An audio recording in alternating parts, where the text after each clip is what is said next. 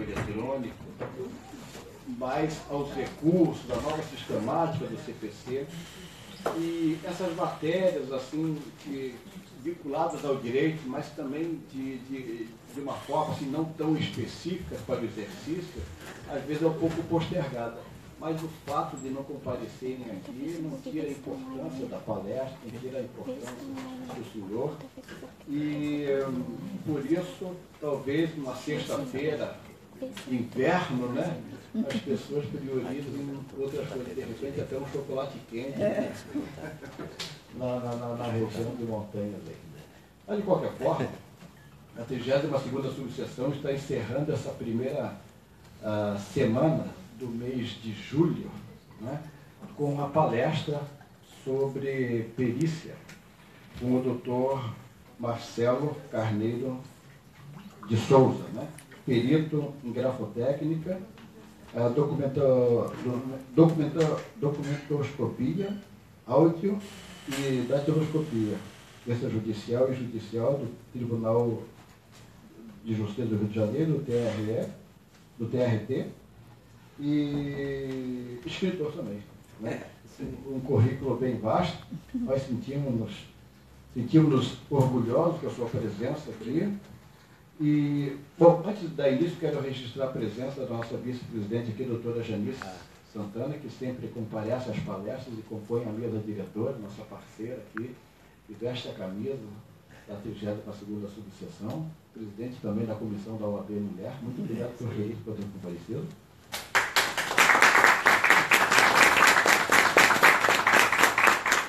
Quero agradecer também o verdadeiro anfitrião dessa palestra, o doutor Júlio César, presidente da Comissão de Direito do Trabalho.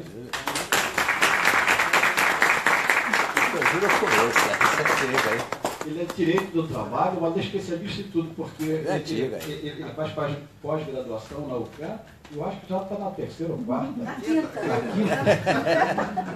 Na quinta, então o conhecimento dele é eclético. Ele preside a Comissão de Direito do Trabalho, mas também um dia desses aí fez uma palestra sobre direito esportivo, né? Então ele atua em todas as áreas, né? Obrigado, doutor Júlio, por ter proporcionado a 32ª subseção, né? E eu quero agradecer também aos conselheiros, delegados, advogados, parentes do doutor Marcelo, que presente, que vieram nos prestigiar, muito obrigado, né? E isso aqui, hoje em dia, não é uma sessão solene da OAB, é uma palestra, né? Por isso, eu vou passar a palavra para o nosso verdadeiro anfitrião, o doutor Júlio, para fazer os seus agradecimentos, né? E depois passo para o doutor Marcelo, que o assunto é interessante. Eu até acho que nós deveríamos deixar o doutor Marcelo discorrer, né? Às vezes pode não concordar, e ao final faríamos as perguntas, né? Porque é um assunto tão importante, né? Você quer saber qual é o tipo de pergunta que você vai fazer para o perito, o que você tem que saber, né? É interessante que um dia desses eu acordei no domingo de manhã e liguei o rádio, não sei, uma rádio AM, e escutando uma entrevista de uma celebridade aqui, que é o Aguinaldo Timóteo, eu falei assim, o Aguinaldo está maluco. O Aguinaldo, para falar isso, ele deve ter perdido a noção de bom senso. Ao final, eu vi que era uma pessoa imitando a mesma impostação de voz. Então, você descobrir, por causa de você for o Pedro Magre, essa voz é sua, ele pegou, botou o óculos. Você quer ver que não? Eu não sei para que ele botou o óculos. Mas, quer dizer, tem um espectro camuflado ali. Tem que ter realmente um perito para desvendar algumas conversas, algumas escritas, né? E isso é muito importante, para o advogado não ficar exclusivamente dependente do perito, a não ser uma coisa mais aprofunda, mas ele tem que ter um conhecimento eclético para dominar, né? Para divergir, para discorrer sobre esse assunto. Então, eu quero passar a palavra para o doutor Júlio César, depois o senhor iniciar a palestra. Muito obrigado. Boa tarde a todos. Eu quero registrar a presença do nosso vice-presidente Tiago, também contribuiu com a presença do colega Marcelo, nosso perito, e a todos os presentes. E essa é a nossa terceira palestra aqui na nossa OAB. Estamos muito felizes com a nossa comissão, porque estamos trazendo vários assuntos para justamente fortalecer a advocacia, né? porque hoje o advogado ele tem que ter uma visão muito ampla, né? Ou eu posso até dizer holística, porque você ficar só numa determinada área, a sua situação fica cada vez mais restrita. Agora, você tendo vários conhecimentos em várias áreas, a situação vai melhorando. E a gente está tendo essa oportunidade na OAB, através do Dr. Remy e da doutora Janice, para trazer aqui para a gente, para a OAB, vários palestrantes com várias experiências, né, e enriquecendo para a gente. Isso aí é muito bom. E iremos trazer mais pessoas nesse ano ainda, né, que irão estar colaborando conosco. Então, vou passar a palavra direto ao palestrante. Para não delongar muito. E eu agradeço a presença de todos. Obrigado. Eu agradeço a oportunidade de estar aqui presente nessa Casa do Advogado, 32ª subseção, um local que, além de ser a Casa do Advogado, que eu já, como vou explicar inclusive sobre a minha origem jurídica também, uma subseção que eu já conheço já de longa data, porque realmente desde o antigo Fórum do Campinho, né? Conhecido como Fórum do Campinho, né? Então, onde funcionava a competência de Madureira, Jacarepaguá, criptomuto, aquilo tudo, mas que as coisas funcionavam, né? Não estou dizendo que atualmente não funcione, né? Com as novas sedes judiciárias de Madureira, as regionais, né? Jacarepaguá, mas na época as coisas funcionavam, era o chamado livro tombo, né? Processo curtinho. Então, são aqueles tempos do desembargador Fábio Dutra, que era juiz aqui em vara criminal. Então, são aqueles tempos como chamamos os tempos da velha guarda, né? Embora eu não tenha essa idade toda, mas eu comecei com 14 anos com meu pai. Então, realmente tem uma trajetória de quase 22 anos respirando direito, né? Então, estamos aí É verdade, é isso aí. Tinha a doutora Eunice também, juiz-diretora do fórum. Então, é uma história que tem bonita aí para a gente sempre relembrar, né? Então, eu agradeço o convite da Comissão de Direito do Trabalho, doutor Júlio Reis, o vice-presidente também, meu amigo também, Tiago Belmuti, a Vossa Excelência, também presidente da 32ª subseção, a presença também da doutora Janice também, que já conheci de outras oportunidades também, que eu já tive aqui também na presença aqui de Vossa Excelência no sentido de posse de conselheiros, entrega de carteiras. Então, uma proximidade sempre boa aqui com essa casa.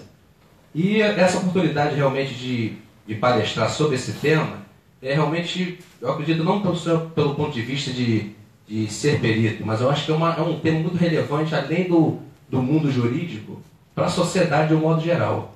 Porque realmente a perícia, ela graças a Deus, ela está sendo, desculpa até a palavra, né, de cunho religioso, mas eu acho que ela está começando a se enxergar. Não são matérias que realmente são de suma relevância, porque ficar realmente no campo da prova testemunhal, de supostas provas documentais tradicionais, principalmente a prova testemunhal, que é muito complicada, né? É uma prova muito discutível, uma prova realmente muito duvidosa, não querendo desmerecê-la, mas a prova pericial, ela, por ter o ponto de vista técnico-científico, ela é uma prova realmente, no entendimento final, ela é uma prova inequívoca. Então, eu vou iniciar aqui descrevendo um pouquinho só da minha trajetória, para poder os presentes conhecerem um pouquinho mais sobre mim. Então, como eu estava agora há pouco, enfatizei a parte jurídica, eu vim de uma origem jurídica, realmente. Comecei com 14 anos com meu pai, escritório de advocacia, já naquela época verificando tanto a parte trabalhista, na época eram juízes, tinha um juiz togado e 2 classistas nessa época, verificava também na parte criminal também as delegacias antigas, também ainda com presos, toda a situação também em relação à CLT, também ainda um pouco prematura ainda se via muita violação trabalhista ainda nessa época também, né? Muito superior hierárquico, né? Determinando muitas vezes que o funcionário fizesse coisas absurdas, senão não era a famosa ameaça que senão eu vou te prejudicar, e daí vai. Então eu presenciava tudo isso. Instituto Criminalista Carlos Éboli, tinha um Fusquinha na época que rodava para lá e para cá. Então os peritos também com receio na época dos filmes ficarem velados, porque não existia fotografia digital nessa época, né? Então, eu venho realmente dessa origem. Como eu cheguei até a perícia? Verificando na parte jurídica, auxiliando meu pai, no escritório de advocacia, eu comecei a verificar que, por exemplo, um juiz despachava, vamos dizer, um juiz até numa execução trabalhista, o juiz despachava dizendo, venha, forneça o exequente, né, meios para a localização do réu, do executado, sob pena de extinção. Como é que ficava a situação? Execuções, às vezes, de 80 e poucos mil, 100 mil reais, seriam extintos. Por que não? Então, qual é o mecanismo, então? Esse foi o primeiro passo. Qual seria o mecanismo, então, para poder suprir essa ausência, não de má fé, mas essa ausência do poder público? O poder público, nesse caso, ele não iria atrás. Claro, cabe ao autor, ao exequente, promover meios. A gente sabe pela legislação que é isso. Mas de ficar uma lacuna, ou seja, a pessoa não sentiu a prestação jurisdicional definitiva porque não... Cadê a localização, por exemplo, de um executado? Então, daí eu desenvolvi a investigação particular. Foi a primeira parte que eu desenvolvi e me especializei. Daí, eu comecei a verificar uma outra corrente, que é justamente o quê? Foi a perícia. Verificando o quê? Laudos periciais, muitas vezes lacunosos, não que por má fé dos peritos, mas de repente por uma falta de instrumentos, falta de verba, vendo realmente a parte ter que se conformar com determinados laudos periciais inconclusivos, laudos totalmente contraditórios, e eu comecei a verificar isso tudo na prática. E vendo realmente, isso também tem que ter um outro mecanismo que isso possa vir a agregar, como o doutor Remy falou, como vir a agregar a advocacia, ao direito, de uma forma geral. Então eu desenvolvi também a especialidade na perícia. E daí eu fui seguindo esse caminho investigativo, particular e pericial. E com relação às outras áreas, além da parte trabalhista, também você vê que aqui os conceitos de criminologia, né, como eu vou falar ao longo aqui da palestra, esses conceitos de criminologia eles se aplicam diretamente aos processos judiciais. No caso da grafoteca, da documentoscopia, do áudio, que é a fonética forense, da datiloscopia, e no momento da elaboração, quando você está funcionando, como é o meu caso, eu funciono como perito extrajudicial, assistente técnico e como perito judicial também. Então, essas áreas que são conceitos da criminologia, elas se comunicam, elas estão presentes nos processos judiciais. Então, se engana quem acha que a criminologia, que a criminalística, que seria mais o termo específico, as áreas da criminalística, se aplicam somente a processos criminais. Ou procedimentos, a inquéritos policiais, não. Os conceitos da criminalística se aplicam também aos processos, inclusive trabalhistas, que isso aqui é o tema da palestra. Porque no momento em que está havendo, o juiz instaura uma perícia judicial grafotécnica, documentoscópica, de áudio, que é como é chamada, mas na realidade fonética forense, acústica forense, ou uma datiloscopia, são os conceitos da criminalística sendo aplicados dentro de uma reclamação trabalhista. Então, a perícia realmente é uma ciência muito ampla. Então, ela tem, além, claro, dessas especialidades que são as minhas especialidades, ela tem a modalidade contábil, que é muito aplicada também na esfera trabalhista, né? A questão dos cálculos trabalhistas também é muito aplicada. Tem a questão das exigências, né? Que a própria CLT faz de determinados tipos de perícia, mas em relação às minhas áreas de atuação em si, esses conceitos da criminalística realmente se comunicam diretamente com a perícia judicial, tanto extrajudicial quanto judicial. Então, aqui dando um prosseguimento aqui, a gente vai passar aqui por uma outra análise, da questão da origem da perícia, né? Isso é um pouco discutível de como a perícia teria surgido, né, no Brasil. Mas tem várias correntes de entendimento. Mas a corrente assim, mais segura de alguns autores, que se baseia inclusive até em documentos antigos, é que a perícia teria surgido em 1832, aí na época de Dom Pedro II, que foi quando foi promulgado, na época, o Código de Processo Criminal, não é nem o Código Penal, o Código de Processo Criminal, não era nem o CPP, era o Código de Processo Criminal. E ele menciona ali começa a surgir a figura do primeiro perito. que seria justamente o perito em exame de corpo de delito. E você, verificando, fazendo uma pesquisa sobre isso, se verifica até uma terminologia bem antiga, o uso do pH ainda, toda aquela terminologia da época ainda do Império. Então ali teria surgido a primeira ideia de perícia a nível de Brasil, né? Seria na época de Dom Pedro II. Essa seria a corrente mais assim, segura sobre a origem da perícia no Brasil. Com relação à atualidade, né? Que a gente pode trazer para os tempos atuais. Como eu tinha, aproveitando o gancho que eu já falado anteriormente, a perícia nos tempos atuais, ela está tomando um rumo realmente cada vez melhor. Embora hajam problemas a nível de governos, né, de investimento em equipamentos, etc., ela está havendo uma maior conscientização de que a perícia é necessária do ponto de vista do esclarecimento da controvérsia processual. Então, na Justiça do Trabalho, realmente você verifica inúmeros casos onde a perícia... Antigamente existia um pouco de resistência a nível da Justiça do Trabalho de aplicar um pouco essa fase pericial, né? O magistrado ia cair muito para o lado do entendimento da prova testemunhal, e a perícia ainda ficava um pouco... ela era um pouco ainda não vista como extremamente necessária, como o Dr. Remy salientou.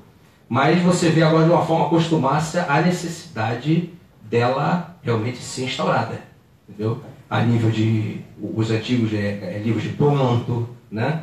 E agora o ponto, independente do ponto digital, os livros de ponto tradicionais, às vezes já teve casos de 10, 20, 30 livros de ponto com diversas grafias ali que a parte não apontava diretamente qual era a assinatura ou a rubrica, qual era o gesto gráfico que era contestado. Mas dizia que naquele livro de ponto tinham assinaturas que não partiram do punho escritor, né, do reclamante. Então, é aquela questão. Então, a perícia, como não realizar a perícia num caso desse?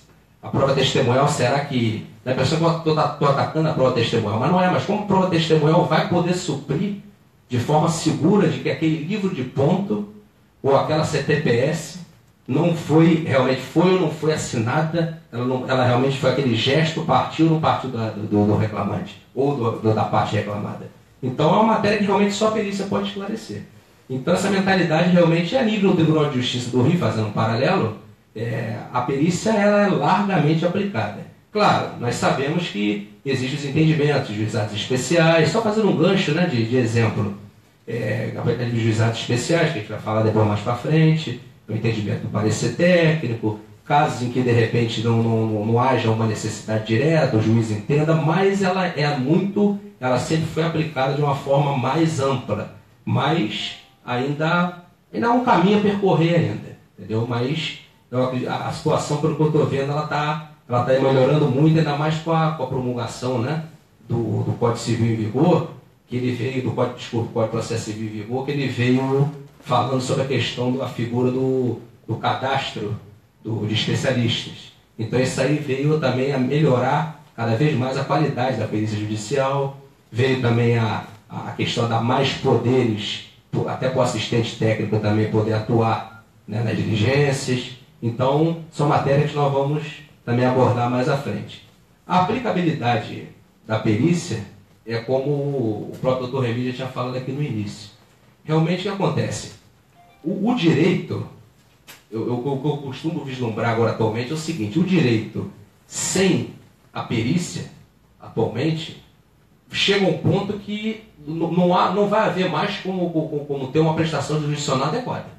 Porque realmente as questões, as fraudes estão aumentando, as fraudes, as tentativas de realmente de aplicar de diversos tipos de golpes. Então, realmente, a aplicabilidade da perícia cada vez mais é necessária no ambiente jurídico e também no âmbito extrajudicial, quando realmente a parte deseja ingressar, como eu disse, com uma ação, ou então busca até, de repente, uma composição com a outra parte e faz uma mesa de negociação, de acordo, e apresenta um parecer técnico demonstrando que aquela situação, olha, aqui realmente foi feito um parecer técnico, foi feita uma análise aqui, um exame pericial, e realmente a situação aqui está demonstrando esse entendimento. Você vai querer prosseguir com essa linha de raciocínio, muitas vezes é celebrada uma composição, às vezes a pessoa até assessorada, claro, pelo advogado, presente nessa reunião, é demonstrada uma prova técnica que realmente não há um desdobramento,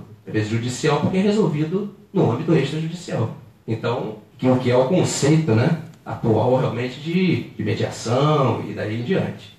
Então, com relação à formação do perito, isso agora com a nova sistemática aí, né, do Código de Processo Civil, isso foi mais exigida a questão da formação dos peritos do juízo. O assistente técnico ele já é um perito, ele é o perito de confiança da parte, né? Então ele não está sujeito a suspeições, nem impedimentos. Mas o perito do juízo muitas vezes estava acontecendo, como eu expliquei, muitos laudos periciais feitos de forma inconclusiva, então os advogados se revoltavam muito com isso. Então, queriam saber, às vezes, por exemplo, na perícia médica, é apenas um exemplo, às vezes um médico clínico geral elaborava um laudo, né, sobre uma especialidade de neurologia.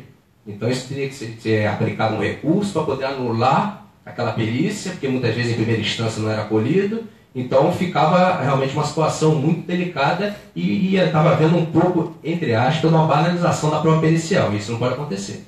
Então, houve realmente o novo Código de Processo Civil que é aplicado subsidiariamente, né? No caso da CLT, quando a CLT não prevê aplicável o novo CPC, o CPC em vigor, e na perícia o rito pericial é todo pelo CPC em vigor. Então, essa exigência do currículo do perito judicial, da sua formação, se realmente é especialista nessas áreas ou não, a criação do cadastro único de especialista, na Justiça do Trabalho é o ECAGE, no Tribunal de Justiça é o cadastro único de especialista, o Serviço de Perícias Judiciais. Então, isso foi muito importante para haver uma maior qualificação dos peritos. Porque antigamente o juiz nomeava um perito da sua confiança, tudo bem? Muitas vezes um perito com qualificação, etc. Mas aconteciam diversos casos do perito não ser especialista naquela área. E não é que ele estivesse usando de má fé, mas ele não tinha conhecimento sobre aquela especialidade. E elaborava um laudo pericial que tornava-se um caos. Ao invés de esclarecer a controvérsia, ele aumentava até o grau de recursos, discussões, um litígio imenso, entre aspas, dos assistentes técnicos, que não se conformavam vendo aquilo. Então, essa questão da formação foi muito importante. E a figura do assistente técnico, ela sempre exigiu, na realidade, uma formação. Porque o cliente, quando vai contratar, ele ou o advogado representando o cliente, representando, vamos dizer, uma parte da Justiça do Trabalho reclamante ou reclamada, ele não vai contratar um assistente técnico, ele não veja que realmente a parte, ou ainda mais com os meios hoje tecnológicos existentes, né, de divulgação, de mídias, ele não vai contratar um assistente técnico que ele não tenha confiança. Entendeu? Ele não vai. E a perícia ela pode acontecer ainda de existir ainda algumas faltas de ética, mas não é tão comum na nossa atividade. Muitas vezes os senhores podem ver que em matérias jornalísticas é um perito que não quis dizer o seu nome, que ele não quis falar, contra o trabalho do colega. Isso ainda tem muito essa questão da ética na perícia. Existem, né, exceções, mas em regra geral existe essa questão a ética não é muito forte. Então essa questão da formação foi realmente de suma relevância para a perícia e ganha todo mundo, né? Ganhando as partes, ganha o judiciário, ganha a própria sociedade e ganha a ciência pericial, né? Agora, em relação ao mercado de trabalho, às vezes as pessoas me perguntam muito, Marcelo, mas será que eu fazendo uma formação pericial eu vou conseguir, logo em pouco tempo, conseguir uma parte pecuniária, né, mais alta? Será que a área é rentável? E etc. Primeira coisa que eu explico. Primeiro você tem que pensar na qualificação. Antes da qualificação, você tem que pensar primeiro se você está preparado para ficar madrugadas sem dormir, dor na nuca, dor nos joelhos, atender, de repente tem que fazer diligências no interior do Rio, em outros estados, tem que estar preparado para esse tipo de situação, porque na perícia não existe dúvida, tem que ser certeza. Ou é ou não é. A assinatura é falsificada ou ele é autêntico. O áudio é fragmentado ou ele é autêntico. Ele tem descontinuidades, Ele tem alguma interrupção ou não tem? Ele vale como prova ou ele não vale? Matéria de mérito. Mas, sob o ponto de vista pericial, é realmente passivo de perícia? Sim, não é? Ele realmente tem as locuções frasais da mídia, contidas na mídia, elas estão realmente audíveis? Sim, não estão, não tem meio termo. Essa história que muitas vezes a gente vê por aí de que o laudo pericial vem dizendo indica que seria... Não, indica não. Indica o quê? O perito não é especialista na matéria e ele não é chamado ao processo para esclarecer a controvérsia? Então, se ele está dizendo que indica, ele não concluiu nada. Então, é por aí que é a questão. Então, essa questão do mercado de trabalho, as pessoas têm que pensar na formação.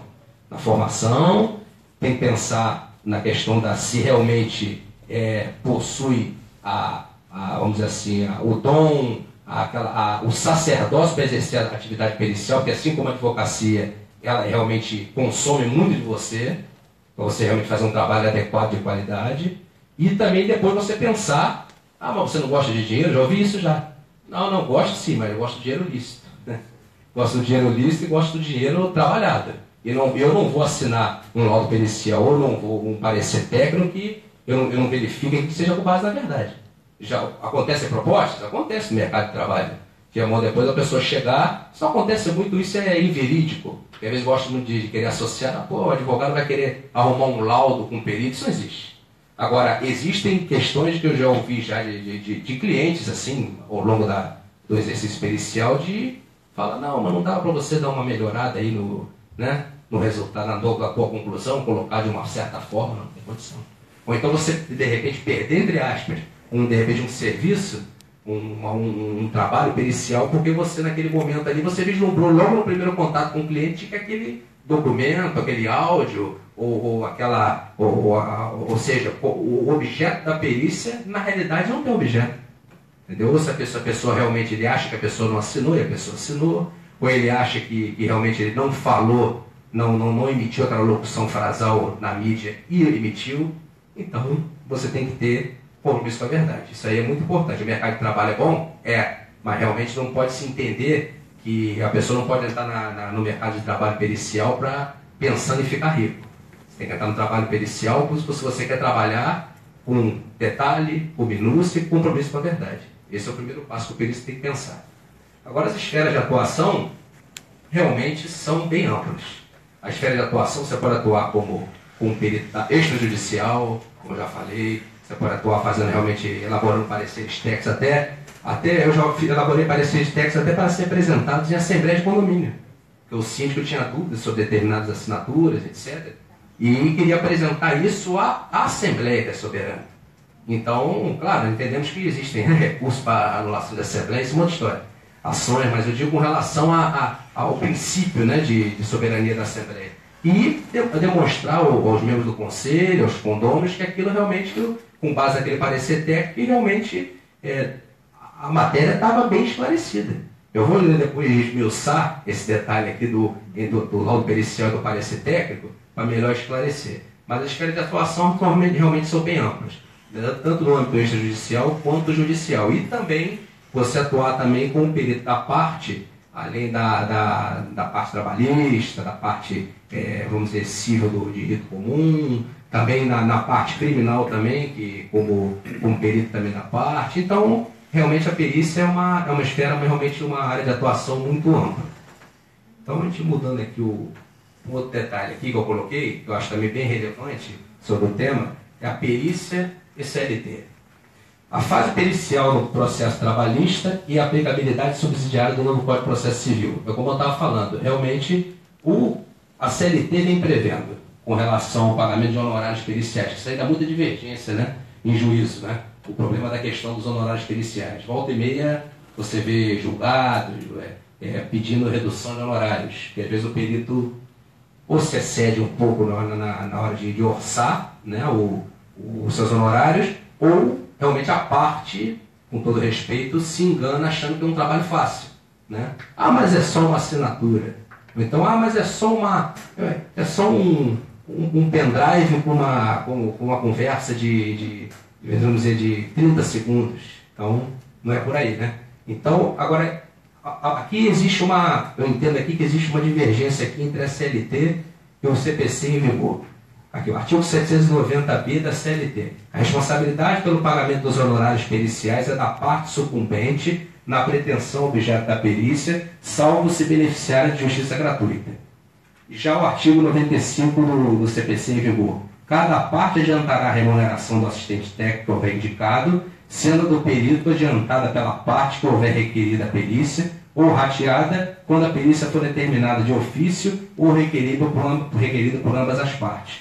Essa questão aqui, na Justiça do Trabalho, de que quem vai arcar é a parte sucumbente, é muito comum acontecer da aplicabilidade o juiz do trabalho aplicar o que está no artigo 95 do Código de Processo Civil em vigor. Eu fiz atuei como assistente técnico há pouco tempo em um processo dessa natureza, que o perito do juízo ele apresentou a proposta de honorários, a única diferença é que ele não recebeu antecipado. Ele recebeu os honorários dele posterior à apresentação do laudo, mas não foi posteriormente a sentença. Então, essa aplicabilidade do artigo 790b da CLT, muitas vezes entra em choque com o artigo 95 do Código de Processo Civil em vigor, porque fica muito do entendimento ali do magistrado, o entendimento do que as partes vão argumentar, se elas concordam ou não. Então, eu acho que eu atuo também em processo de gratuidade de justiça, mas o que eu acho é o seguinte só, o artigo 790b, se for interpretado na íntegra aqui, fica muito complicado para o desenvolvimento da atividade pericial.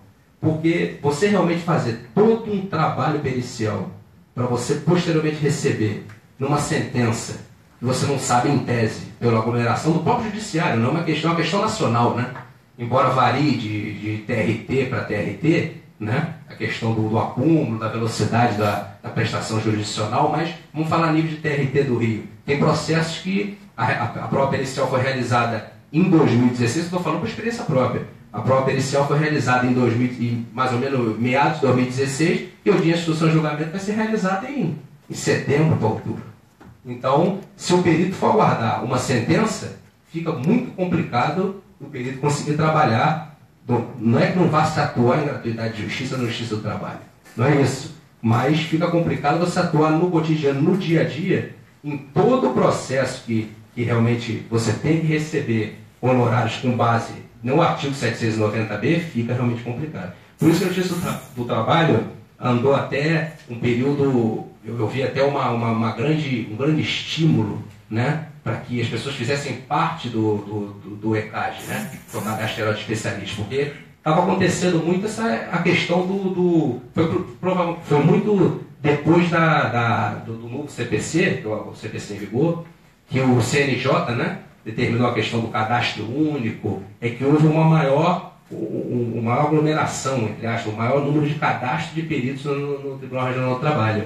Porque estava havendo muito as nomeações, como ainda acontece, né? Mas não adianta querer também engessar a indicação do juiz, que isso não existe, né? Ele sempre vai poder indicar realmente um perito da confiança dele, embora o código esteja determinando determinadas coisas, mas essa questão é uma prerrogativa dele que isso totalmente mudar não vai, mas a sistemática, realmente, se a gente for pegar o pé da letra, realmente tem que ser, peritos, os peritos têm que ser nomeados, os peritos do juízo, nomeados no caso da Justiça do Trabalho do ECAG e no Tribunal de Justiça do Rio de Janeiro, do Cadastro Único de Peritos, que é o Serviço de Peritos Judiciais. Agora, o artigo 472 do CPC em vigor. Isso aqui é importante, porque eu acho que, inclusive, é importante também do ponto de vista do advogado. Porque o artigo 472 diz: o juiz poderá dispensar a prova pericial quando as partes, na inicial e na contestação, apresentarem sobre as questões de fato pareceres técnicos ou documentos elucidativos que considerar suficientes. Eu acho isso muito importante, o artigo 472 do CPC em vigor, porque ele também desengessa a própria perícia judicial. Porque se a parte muitas vezes já apresentar, houver a sociedade, e isso vai ser muito através do próprio advogado mesmo, que é o conhecedor do direito numa litigância processual, que o estímulo de ingressar um processo em juízo, né, ou vamos dar um exemplo da reclamação trabalhista, já com um parecer técnico na sua inicial.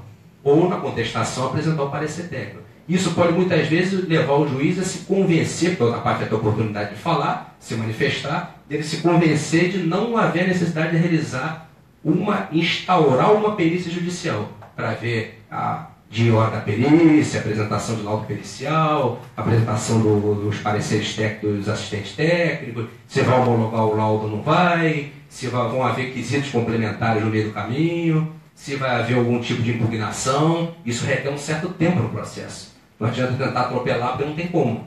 Entendeu? Agora, eu acho que essa questão, havendo essa tradição, de começar a se tornar um hábito no direito, de que, no conceito de justiça, de se ingressar uma reclamação trabalhista, uma ação civil, ou seja, qual o remédio, ação, remédio legal que foi ingressado com uma prova técnica, como se fosse uma prova pré-constituída, eu acho que vai desafogar muito o judiciário e evitar muitas vezes até custos adicionais para as partes, né? Porque a perícia judicial, para quem realmente não é beneficiário de gratuidade de justiça, tem que recolher os honorários. E muitas vezes a parte vai recolher os honorários do perito, do juízo, e ainda vai custear o pagamento do assistente técnico. E ainda com o advogado particular, os honorários do advogado, claro. Então, acho que, de repente, começar realmente a haver um incentivo nessa parte, vai além de desafogar, desonerar e também haver uma prestação jurisdicional mais rápida, é o meu ver. O cadastro de peritos, eu estava antecipado para explicar aqui na Justiça do Trabalho. O ECAGE, o Cadastro Geral de Especialistas da Justiça do Trabalho. O cadastro de peritos ele vem no artigo 156, parágrafo 1º do CPC em vigor. O ECAGE, Cadastro Geral de Especialistas da Justiça do Trabalho. O Cadastro Único de Peritos, que é do Serviço de Perícia Judiciária do Tribunal de Justiça do Estado do Rio de Janeiro. E os procedimentos para ingresso no cadastro. O TRT, ele não exige um tempo de prática para que o perito possa ingressar no cadastro. Você vai ver, o perito vai comprovar a sua documentação, as exigências que o ECAGE determina, através do entendimento do TRT, e vai apresentar essa documentação, e a documentação sendo aprovada, ele vai ficar no cadastro, no caso disponível para nomeações do juízo. Agora, com relação ao Serviço de Perícia Judiciária do Tribunal de Justiça do Rio de Janeiro, ele exige no mínimo 2 anos de prática para poder ingressar no cadastro. Então não adianta realmente o perito iniciar uma formação e recém já formado na atividade pericial ele querer fazer parte do cadastro de peritos do tribunal, porque o processo não vai realmente tramitar, porque é uma exigência legal de que realmente é uma norma do Tribunal de Justiça, né? Que realmente haja no mínimo 2 anos de prática de atuação. Então, comprovando os 2 anos de prática, a documentação, certidões, etc., você entra, ingressa no cadastro único de peritos, e fica disponível também para nomeações. Aí o perito vai optar se ele vai querer atuar só na comarca da capital. E a mesma coisa acontece no TRT, você também pode escolher qual fórum trabalhista você vai atuar. Se você vai querer atuar só vamos dizer, na Rua do Lavradio, né? Se você vai querer atuar também em Itaboraí, e daí vai. Então, e no Tribunal de Justiça também. Ou você pode optar em atuar em todas as comarcas, todas as jurisdições do tribunal. Também existe essa possibilidade. Agora, existe uma possibilidade ainda, que é a que está prevista no artigo 156, parágrafo 5º do CPC em vigor, a possibilidade de nomeação direta pelo juízo, localidade onde não houver inscrito. Isso aí pode ainda acontecer, porque existem muitos peritos que eram indicados de confiança do juízo e que continuam sendo nomeados, e independente de ser localidade onde não houver inscrito. Isso acontece. Ou, no caso, onde há necessidade de nomeação de um perito do juízo que para atuar, vamos dizer, em Barra Mansa, em Araruama, e não tenha perito inscrito naquela localidade. Ele vai ter que nomear alguém. Então ele vai ter que nomear quem? O juízo. Ou então uma pessoa, um profissional da confiança dele. Isso ainda pode acontecer, essa possibilidade. Fora isso, o certo é seguir o cadastro, né? É que o código determina e que o CNJ também determinou. Agora, a relação aqui entre os peritos judiciais e os assistentes técnicos. Isso aqui não é que ocorra nenhum tipo de briga ou discussão entre os peritos judiciais e os assistentes técnicos. Porque, na realidade, todos são peritos, né? Todos têm formação pericial. Então, é como tem um item até que eu coloquei aqui, não existe hierarquia entre o perito do juiz e o assistente técnico. A única diferença que tem ali é que o perito do juiz está exercendo uma função pública no momento que ele foi chamado ao processo como auxiliar do juízo. Agora, não existe hierarquia do assistente técnico a ele. Agora, conflitos não existem, existem divergências. E muitas, diversas vezes.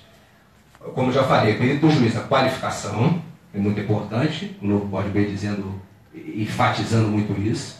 Os honorários compatíveis, porque essa questão dos honorários também não pode ser honorários, o perito do juiz não pode realmente fazer uma proposta de honorários que seja do valor de mercado, que a jurisprudência já falou que não pode.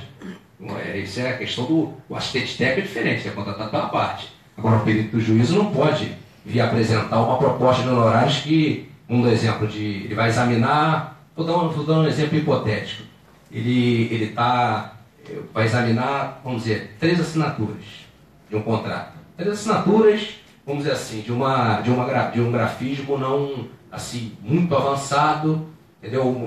Vamos dizer que ele teria que orçar na faixa, vamos dizer, de R$7.000. Estou dando um valor só de exemplo. Ele vai fazer um orçamento de 15 a 20 mil reais, realmente desse ciclo. Então, essa questão dos honorários, é bom o perito do juízo sempre tomar cuidado quando ele for fazer a proposta e realmente o advogado ficar também atento a isso, como eu vejo muitas vezes que fica, entendeu? Eu já vi várias vezes, vários recursos, né? Comigo ainda não aconteceu, porque eu sempre tomo muito cuidado com essa questão de não colocar os honorários aviltados. Colocar o que você cobra de honorários como assistente técnico é a relação assistente técnico, cliente, advogado. Muitas vezes o advogado procura assistente técnico. Então, inclusive pelo conhecimento jurídico, né? Então, se fala mais na mesma língua do que direto com o cliente. Mas muitas vezes o cliente também contrata diretamente. Agora, o perito do juízo tem que tomar cuidado com essa questão dos honorários, porque isso aí muitas vezes começa a atravancar o processo. Porque começa a apresentar recursos para poder reduzir os honorários, dizendo que os honorários estão excessivos. Aí começa se instaura um momento no processo que realmente não é desnecessário. Entendeu? Poderia ser transcorrer normalmente o momento pericial e não haver esse tipo de discussão. Perícia ela não é sinônimo de litígio. É justamente o contrário.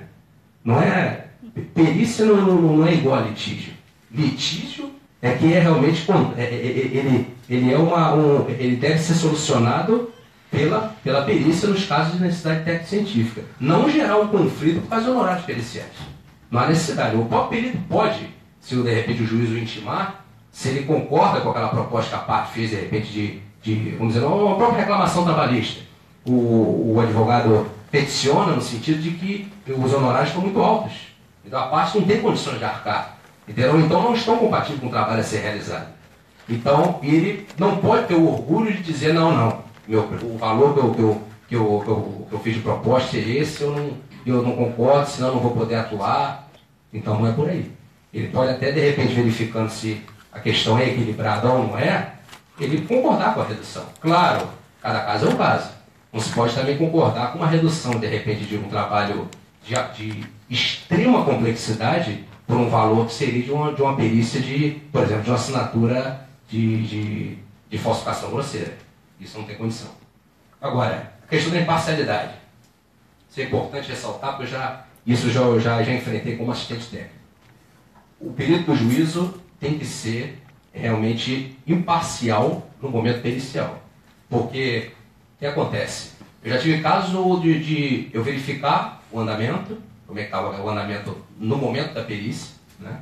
Verificar como é que estava o andamento processual e ver o perito do juízo está em total contato com o assistente técnico da outra parte e eu não tenho tido ciência disso.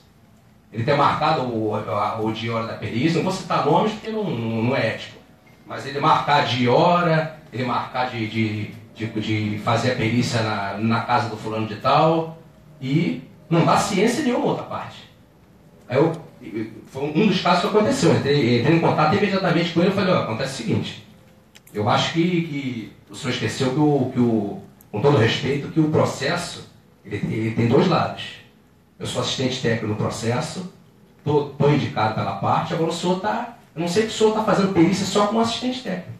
Por que o senhor não fez contato comigo? Eu estou acompanhando a fase pericial.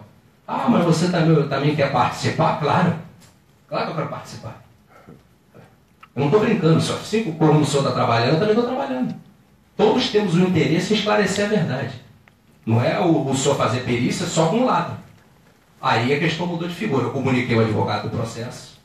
Eu falei para o advogado, olha, a questão é a seguinte, vamos ver até que ponto vai, se o senhor concorda. Ele falou, não, concordo, que essa perícia vai ter que ser impugnada. Porque essa perícia foi praticamente como se fosse uma perícia unilateral, onde existia um perito de juízo e 2 assistentes técnicos.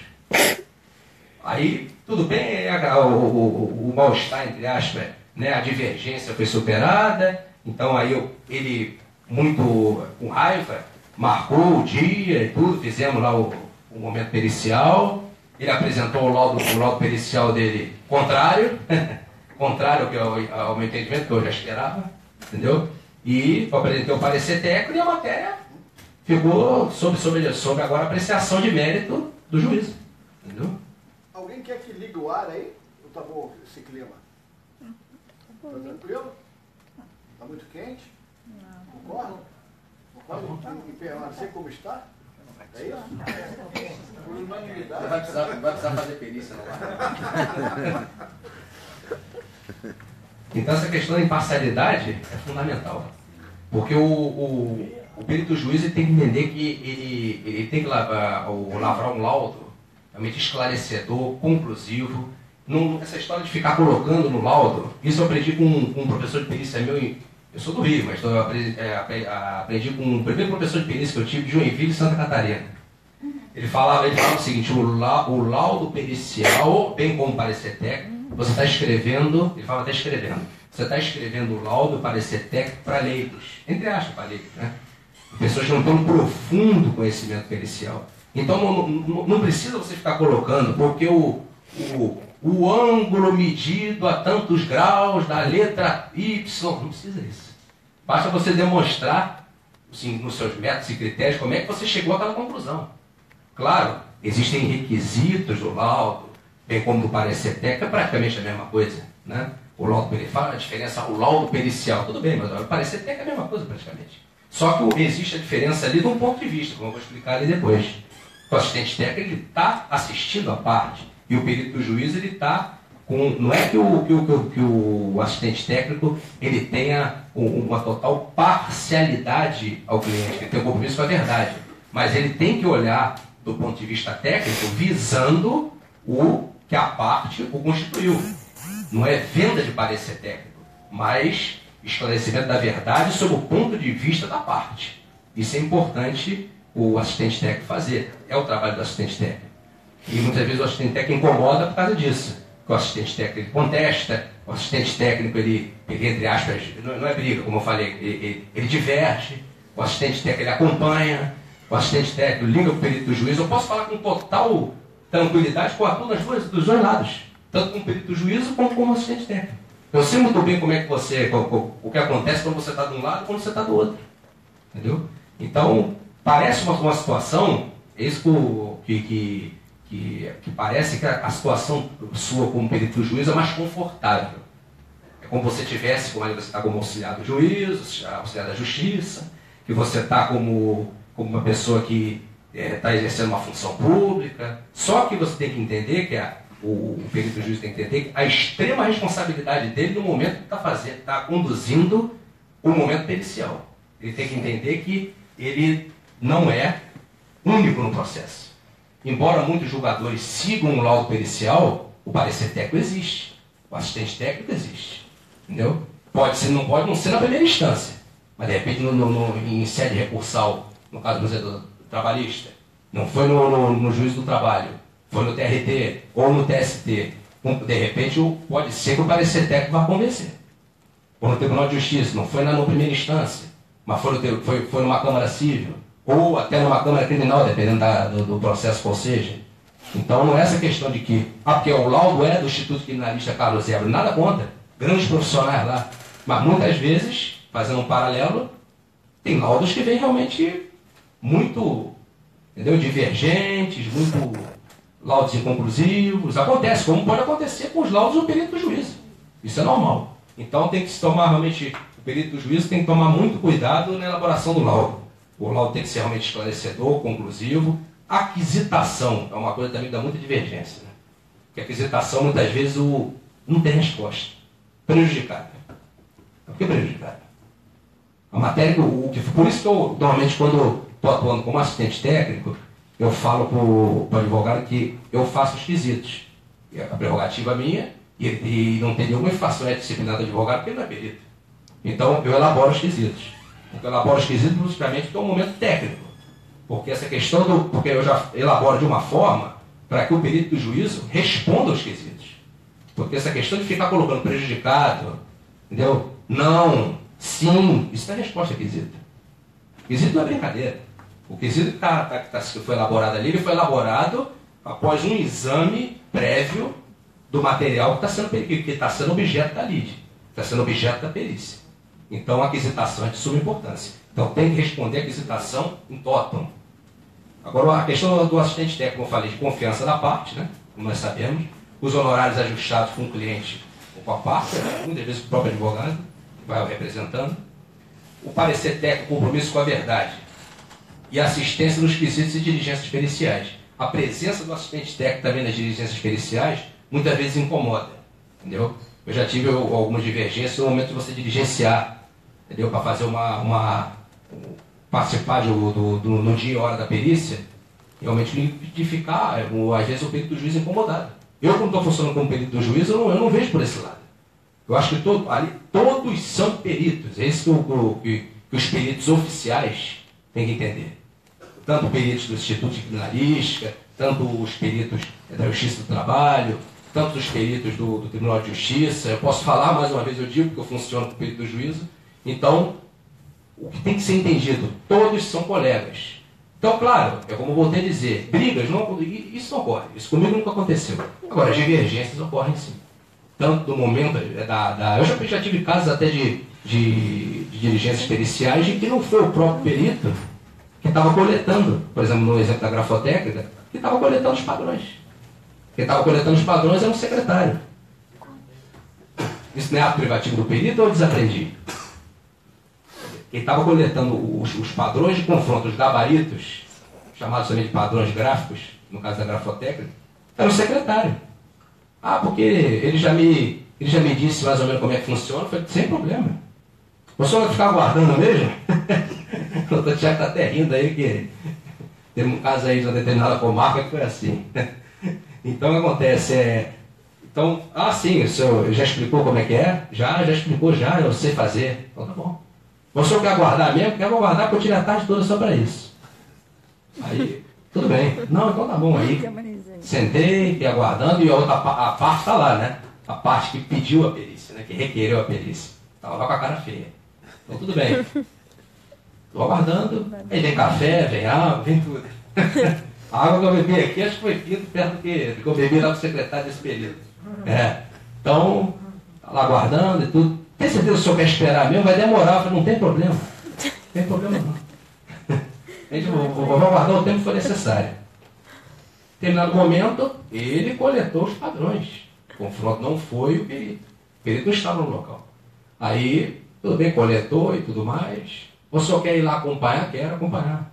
Quer tirar uma fotografia? Quero tirar. É importante. Pode dizer que é chato. Ou faz o seu trabalho, não faz. Veste a camisa, não veste. Então, tudo bem. Foi, fizemos tudo. O senhor pode me dar uma identificação sua aqui? Eu falei, perfeitamente, maravilha. Fechou o ato. O ato está completo. Provou a minha presença ali. Não foi só... O advogado estava preparado para peticionar, dizendo que eu estive na diligência e que para impugnar posteriormente essa perícia se necessária. Mas ele pediu uma identificação minha. Tudo bem, está identificado. Então foi bom, está provado que o ato que eu presenciei realmente que os padrões não foram coletados por alguém que é perito. Entendeu? Você não tem pelo menos umas noções periciais, né? Para ser assistente do perito. Isso acontece muitas vezes, a equipe do perito vai em tal local coletar padrões, então vai coletar para confronto de voz, vai pegar a amostra da voz da pessoa, para poder fazer o confronto de voz. Tudo bem, a equipe, mas ela tem alguma formação pericial, ela tem pelo menos noções para isso? Não tem não, porque aproveitou alguém do escritório para ir lá fazer isso, ou alguém dá, de repente, algum outro local que ele trabalha, ou for, ele está acumulando uma coisa com a outra, uma atividade com outra. Não pode. Isso aí, a própria jurisprudência já falou que isso é ato privativo do perito. Você não pode delegar. É a mesma coisa que o advogado delegar a elaboração de uma peça jurídica o rapaz que trabalha no escritório, né? Indo ao banco, né? O boy, né? Fazendo pagamento, voltando. Uma coisa que é ato privativo de conhecimento jurídico dele. Isso não existe. Então essas coisas acontecem. Realmente, a hierarquia não existe, ambos são peritos, mas as divergências podem acontecer. São divergências assim não de natureza desrespeitosa, isso nunca tive problema. Divergências assim a nível de ficar um desmerecendo o trabalho do outro, também não presenciei. São divergências técnicas e divergências dentro do processo, né? A nível dos autos, a nível do momento pericial, essas divergências acontecem constantemente. É engraçado quando há divergência entre os três, né? Praticamente, né? É o perito do juiz, é o reclamante, no caso do justiça do trabalho, é o reclamado, cada um com seu assistente técnico, e, claro, a tendência de um é concordar, claro, com o laudo pericial, mas o outro não vai concordar. Ou então, tem casos também, que pode acontecer também, de no curso da perícia judicial você verificar que o ideal é você fazer isso, essa questão de você declinar do encargo depois que você já está nomeado, no caso como perito do juízo, isso é uma questão também que só se admite em determinadas situações, né? Se você realmente verificou-se que não é daquela especialidade, verificou que realmente aquele documento que foi apresentado, esse é um outro sentido, o documento, o áudio, realmente não tem condições de ser submetido à perícia, isso é uma outra situação. Agora, você declinar, tem casos de declinar por motivo de foro íntimo. Eu concordo com isso, eu acho que teve um caso em determinado fórum aí, regional, que 2 colegas não queriam pegar eu até encontrei com o doutor Júlio nesse dia. 2 colegas não queriam aceitar essa nomeação. Eu tive vista dos autos, aí falei pedi para despachar com a juíza e tudo mais, queria entender o porquê que estava acontecendo aquilo ali. Né? Eu fui intimado para poder... porque agora pelo cadastro, atualmente, já nomeia direto. Tem juízes que ainda falam se você aceita encargo ou não, mas a maioria já te nomeia direto. Porque você já está no cadastro, já está ali implícito que você está à disposição do judiciário. Então, nesse caso, 2 tinham declinado e não aceitaram. Eu queria entender o porquê. Eu vi que nesse processo, que não tinha a ver com parte criminal, mas uma das partes era uma determinada pessoa considerada de alta periculosidade. Ela estava começando a entender, conversando com algumas pessoas também nesse fórum, o porquê que ninguém estava querendo pegar esse processo. Uma coisa diretamente que não tinha a ver com ele, parte. Ele diretamente estava nem sendo localizado. Mas os colegas não estavam, por algum motivo, não vou entrar no mérito, não estavam querendo atuar nessa seara. Né? Então, mas aí, não sendo melhor que ninguém, nem sendo metido a valente, eu peguei porque eu acho que você arregaça as mangas da camisa ou não, né? Ou vai fazer outra coisa. Então, foi resolvida a situação. Então, eu acho que é nesse sentido. A hierarquia, o perito do juízo tem que entender que entre ele e os assistentes técnicos não há hierarquia.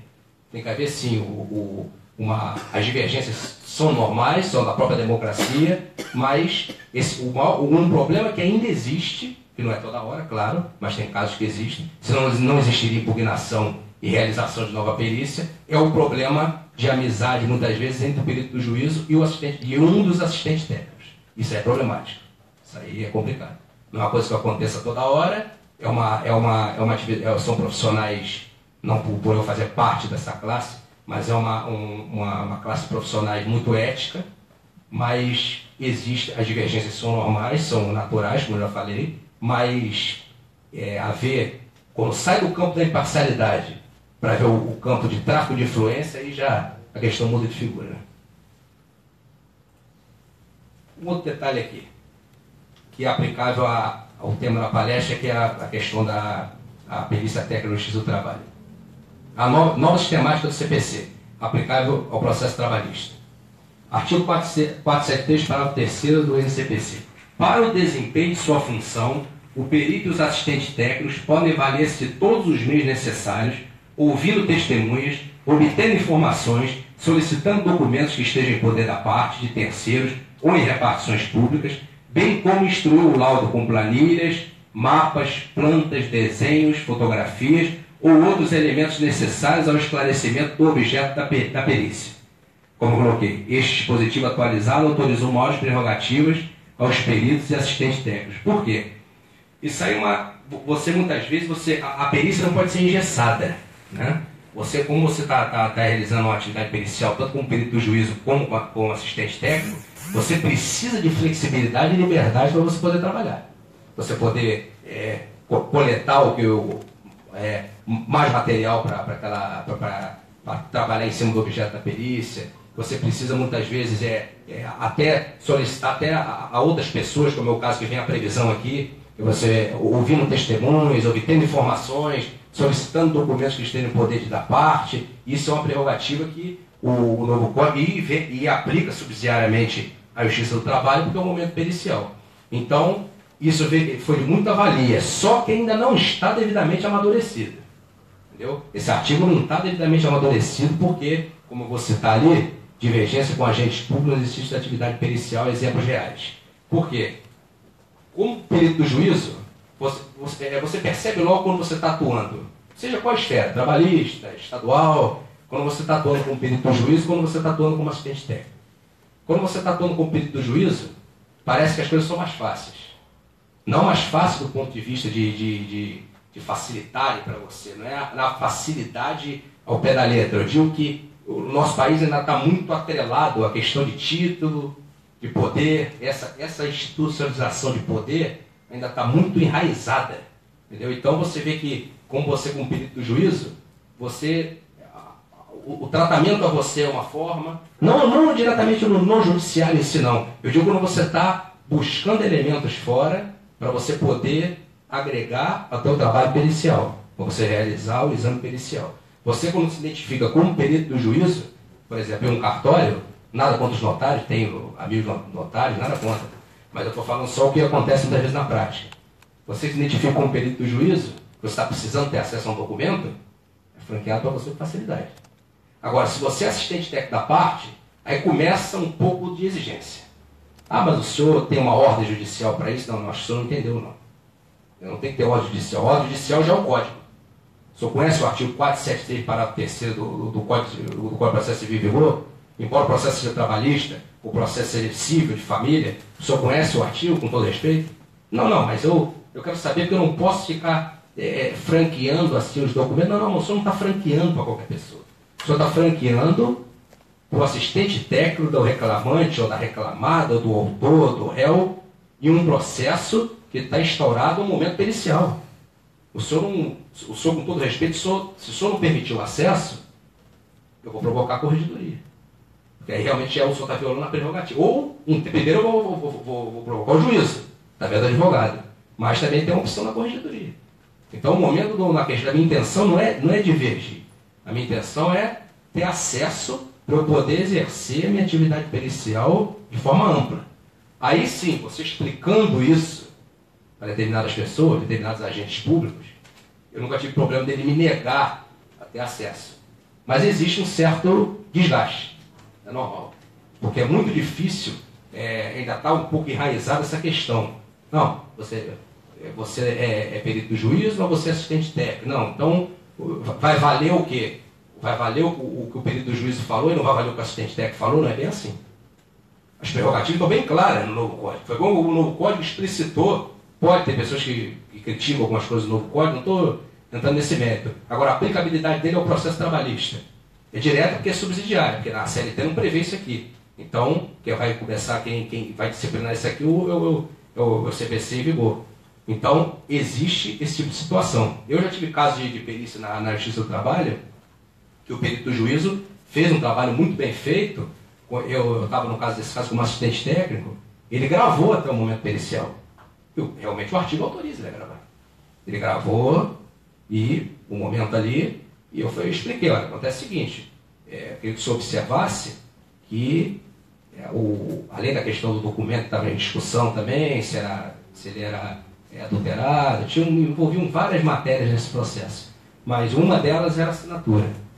Esse reclamante, ele mudava de assinatura de tantos anos, ele mudava o gesto gráfico. Era intencional ou não era? Não sei. Só sei que para o momento processual era relevante ressaltar isso para ele. Aí ele falou, não, qual é a sua assinatura final? Aí, porque o que acontece? Eu sei que a Justiça do Trabalho tem a questão da, né, a CLT, é como o Código de Defesa do Consumidor também, né, a intenção da proteção do trabalhador, entende tudo isso. Mas tem momentos que, nesse caso, eu estava com a assistente técnica reclamada da empresa. Realmente, esse fato de ele ficar modificando a assinatura de tantos e tantos tempos, não é uma assinatura de um gesto gráfico que ele fez com, vamos dizer, com 20 anos, aí depois ele tirou uma outra identidade, né? Aí ele já deu uma alterada no gesto gráfico dele, ou alterações na morfológica naturais, né? Ao longo dos anos. Não. A assinatura dele totalmente passou de assinatura extensa, passou para a rubrica, que é o traço já reduzido. Daqui a pouco ele na carteira de trabalho já assinava de outra forma. No contrato com a empresa já assinava de outra forma. Agora a assinatura dele é final. Ele é o chamado punho altamente evoluído, é aquele punho que é muito difícil de se conseguir identificar, que ele consegue praticamente, quem é perito do ICC sabe o que eu estou falando. Ele inclusive já teve um caso até que nesse sentido eu atuei também como na parte criminal como assistente técnico. Esse caso foi criminal e foi o ICC que fez o laudo. Então, existe essa questão do punho altamente evoluído, que é muito mais difícil você conseguir identificar uma falsificação. Então, mas não é que não se consiga. É mais complexo, você tem que utilizar determinados métodos mais aprofundados para você identificar. Mas, nesse caso, não era o punho altamente evoluído. Entendeu? Inclusive, tinha uma divergência entre destro, canhoto. Então, aí ele realmente, no momento da perícia, aí o perito fez realmente um trabalho bem feito ali. Então, falou, não, qual é a sua assinatura final? Eu preciso definir aqui. Então, só vai assinar, então, conforme... Justamente. Ele tem que ter uma linha, porque uma pessoa fica mudando de assinatura toda hora. Isso aí são indícios, né? Indícios de que alguma coisa está errada. Entendeu? Será que a empresa mesmo estava errada? Matéria de mérito, não posso entrar. Mas, do ponto de vista da grafotecnia, a pessoa que muda de assinatura praticamente de ano em ano, alguma coisa está pretendendo. Isso não é acusando, mas é um indício forte, porque isso não existe. Entendeu? Ele não passou por cirurgia, passou por algum problema de saúde, teve que mudar o punho na hora de assinar, estava com o braço quebrado, nada disso aconteceu. Entendeu? Então, ele fez um trabalho aí bem feito no sentido de que não é porque ele concordou com aquilo que eu falei, não é isso. Mas ele observou, ele se atentou para um detalhe de suma relevância naquela perícia, que era justamente essa alternância de assinatura durante períodos curtos, considerados curtos, que a gente chama de contemporâneo, porque são coisas... Na grafotecnia, coisas próximas, né? Gestos gráficos próximos. Então, ele ficava mudando praticamente de ano em ano, não me recordo direito, devido a muitos casos, mas era mais ou menos isso, era um curto espaço de tempo. Então, o laudo foi justamente nesse sentido, que realmente ele requisitou, foi conclusivo no sentido de que ele atestou de que a assinatura, realmente, a assinatura partiu do punho escritor, que esse reclamante negava que ele teria assinado esse contrato de trabalho. Então, o laudo foi no sentido de que realmente ele assinou, partiu do punho escritor dele. Mas eu forneci também outros documentos também, ao perito do juízo. Então, foi uma perícia que não houve, são casos assim, exceções, né? Que não houve divergência pericial nesse caso. Então, são casos que muitas vezes acontece, mas na maioria dos casos sempre tem uma divergência. Não adianta, porque normalmente, a não ser que o laudo seja, você seja assistente técnico, vamos dizer, do reclamante, tem um assistente técnico do reclamado, como eu expliquei, o laudo pericial veio, vamos dizer, conclusivo em relação a um lado, não veio ao outro, vai ter uma divergência. Normalmente, agora, tem casos que as partes não constituem assistente técnico. Tem essa questão. Eu acho isso muito perigoso. Não tem condições, né? Tem esse problema. Então, agora, quando ele pede a perícia e tudo mais, então vem aquela questão lá do artigo 790b, né, da parte sucumbente, né, puxar os honorários periciais, no caso, aí vai ser em sentença, né? Mas é um pouco complicado trabalhar assim, mas não sendo, eu atuo, mas não pode ser uma coisa diária, porque senão você começa a ficar um pouco sem meios de poder exercer a própria atividade pericial, né? Então, essas divergências acontecem. Então, tem essa divergência também com agentes públicos externos que não tem a ver com o processo, mas que estão em posse de documentos, estão em posse de mídias, contendo áudios, estão em posse de repente até de pessoas que são analfabetas, né? Que usam a identificação datiloscópica como assinatura, né? Então pode acontecer de estar em posse de determinado documento, que o pessoal chama de sujo o dedo aí, né? Aí coloca o polegar direito, alguma coisa desse sentido. Então, esses documentos estando em posse de terceiros, de algum agente público, há muito esse problema da resistência quando você está como assistente técnico. Quando você está com perito do juízo, nunca tive problema. Agora, como assistente técnico, divergência sim. Porque você tem que explicar, muitas vezes, esse artigo aqui. Porque parece que, com todo respeito, eles não sabem que esse artigo aqui autoriza. Agora, claro, se você está fazendo uma perícia extrajudicial, o advogado vai ingressar uma reclamação trabalhista, vai ingressar com uma ação principal civil, seja o que for, qual medida for, mas ele vai entrar com um parecer técnico, ele nasceu no âmbito extrajudicial e vai instruir um processo principal. Aí sim, o agente público não é obrigado a franquear a vista do documento. Porque aí você não está funcionando nem como perito do juízo e ainda não está como assistente técnico. Você fez uma perícia particular. Então aí vai ficar realmente dentro da discricionalidade dele. A não ser que seja um documento, né? Um documento, uma